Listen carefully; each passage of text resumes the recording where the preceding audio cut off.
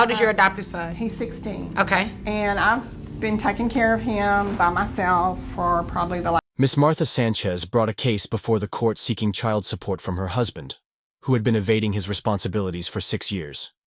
This man willingly adopted a child but later refused to contribute financially to his upbringing. Couldn't have children, and so Mr. Sanchez thought that we should... His behavior suggested that he might have mistaken adoption for a casual membership, rather than a lifelong commitment. Money was not an issue for him. He simply lacked basic human decency. Now, he was attempting to escape his obligation. Decided that he should have a secretarial person in his life, so to speak. What do you mean by that? He had an affair with his secretary. Oh, okay. And so I was left to raise our... by arguing that the child was not biologically his, despite having legally adopted him. He walked into court hoping to get off on a technicality, but the judge had no patience for his excuses. The man had inherited a large piece of land, valued at approximately $200,000, with livestock worth another $200,000. Additionally, he worked for the government, further proving that financial hardship was not the root of his refusal. Any type of support? No. Do you know if he has any money? I know he does. I know that his parents just recently passed away, and they had a big farm, and they had a lot of land, and they had a bunch of cows, and so I know there was something. And had the audacity to claim he was broke while sitting on a fortune. The judge wasn't having any of it, remarking that if stupidity were a crop, he'd be the wealthiest man alive. As he tried to manipulate the numbers, the judge quickly shut him down.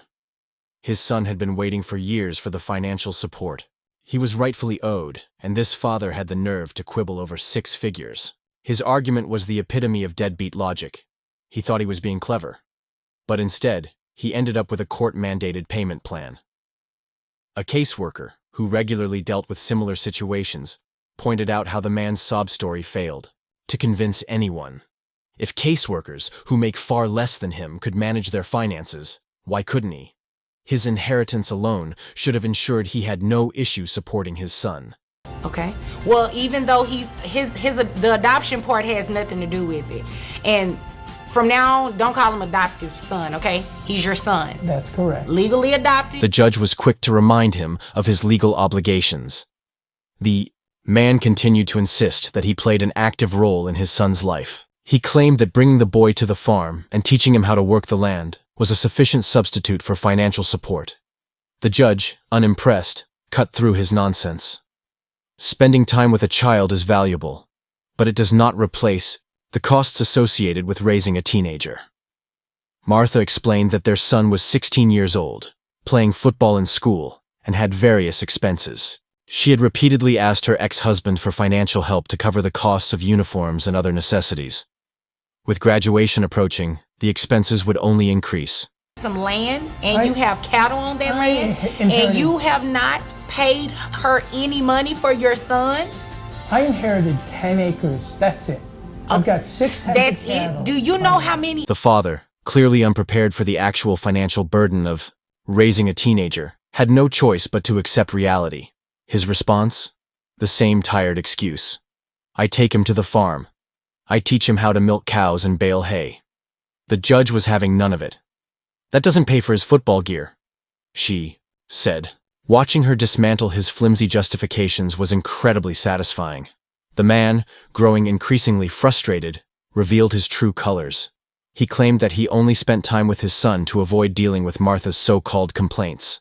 The judge immediately shut him down, calling his remarks inappropriate. It was clear he had been emotionally tormenting his ex-wife for years.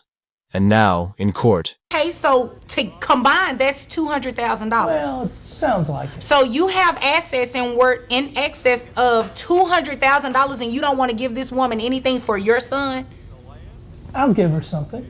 He was throwing a tantrum because he was being held accountable. You have not given her a single dime for child support, the judge stated firmly.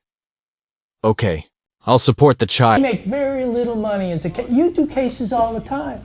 Sir, I'm a caseworker. I deal with this all the time. Just leave me alone, he muttered, clearly unwilling.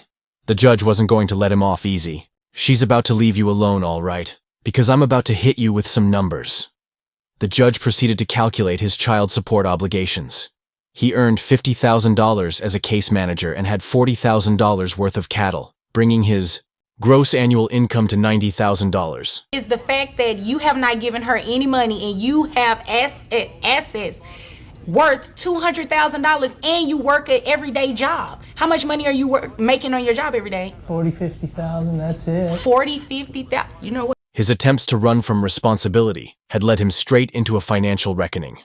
Your gross income is $7,500 per month, the judge stated. That brings your net income to $5,134.63.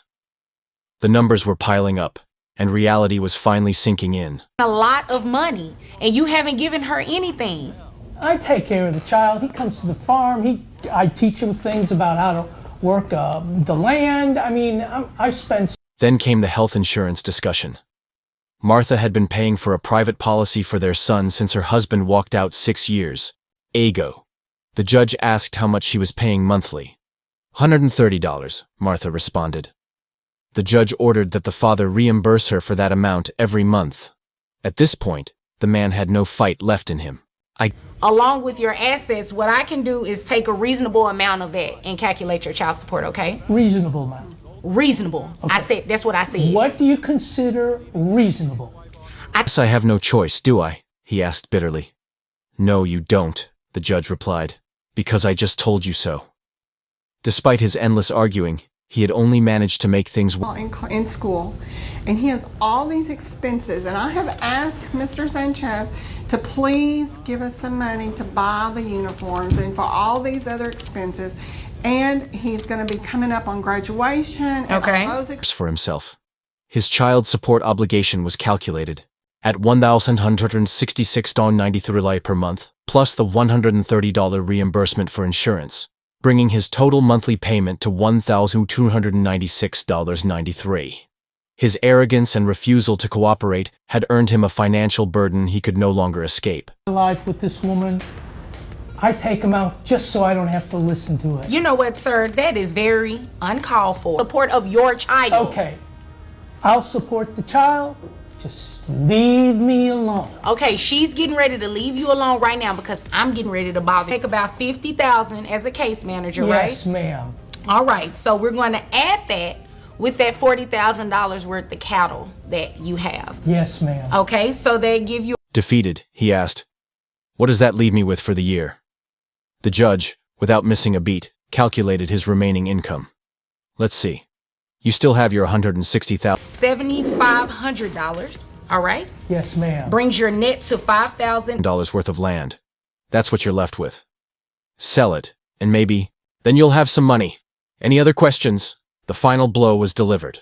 The judge reminded him that child support... For the last 6 years since he walked out the door. You've been paying policy. Okay. Where are you getting the money to pay the policy? Excuse me, sir. You will address me just because my head is down. Don't cut me. It was a legal obligation, not an option. If he attempted to evade it again, he would be facing even harsher consequences in court. She summed up his financial reality bluntly. That to her every month. You understand that? I guess I have no choice, do I? No, you don't have a choice. You go to work every day, making $50,000. Add that to your $160,000 in assets, and you're living a very good life at $210,000 a year. Child support, on child support, I have $1,166.93, plus you're going to reimburse that $130. That brings your child support obligation monthly to $1,296. You have no excuse. With that, the case was closed. The man had lost, and justice had been served. The judge dismissed the court, leaving him with the harsh reality that he could no longer escape his responsibilities. His days of neglecting his child financially were officially over. Gave me income for a year. Oh, let me check. Let's see. Yeah, that would be good. Yeah, you know what? What's good? That $160,000 worth of 10 acres of land, that's what you're left with. Sell it, and then maybe you'll have some money. Any other questions? So $50,000 plus your $160,000 sounds like you're living a very good life at $210,000 a year. And if there are no further questions, you all are dismissed. Thank you, Your Honor. Take the other hearing aid out.